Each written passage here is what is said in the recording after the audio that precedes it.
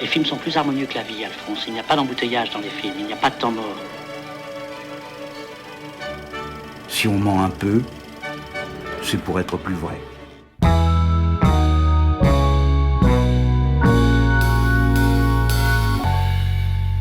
Le point de départ du film, ce qui nous a donné envie de le faire, c'était vraiment l'idée de faire se rencontrer, d'une part, le fantastique, donc des films qu'on aimait quand on était enfant, et la campagne dans laquelle on a grandi, donc le Lot-et-Garonne, ou en tout cas le Sud-Ouest. Et pour nous, c'était hyper important pour incarner ce Sud-Ouest-là, de faire venir des comédiens, de caster des gens en fait localement et d'avoir des comédiens non professionnels qui auraient l'accent, qui seraient vraiment du coin, quoi. Et d'ailleurs, pour ce qui est du mélange genre épouvante et comédie, on a l'impression que c'est presque pas si inhabituel que ça, parce qu'en tout cas, nous, les films de genre qu'on aimait beaucoup quand on était petits, je pense aux films de Wes Craven, aux Freddy notamment, etc., c'est quand même des films qui, quand c'est pas des séquences de genre gore, etc., c'est plutôt des séquences de comédie, en fait.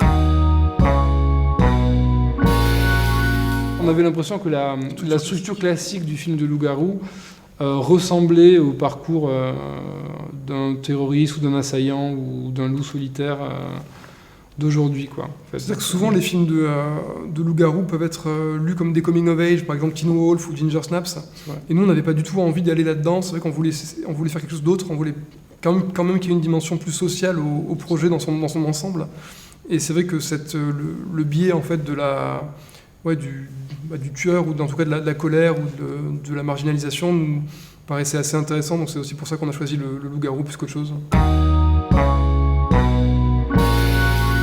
Il a cette douceur et cette humanité qui du coup permet de compenser un peu cet aspect un peu noir qu'a le personnage et d'apporter tout de suite une sympathie pour lui et de la douceur à ce personnage.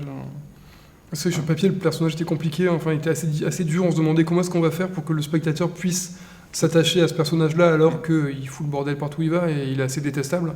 C'est vrai qu'Anthony a réglé vraiment le problème par sa douceur, par tout ce qui dégage lui déjà dans la vie et qu'il a aussi insufflé dans l'interprétation du personnage qu'il a fait.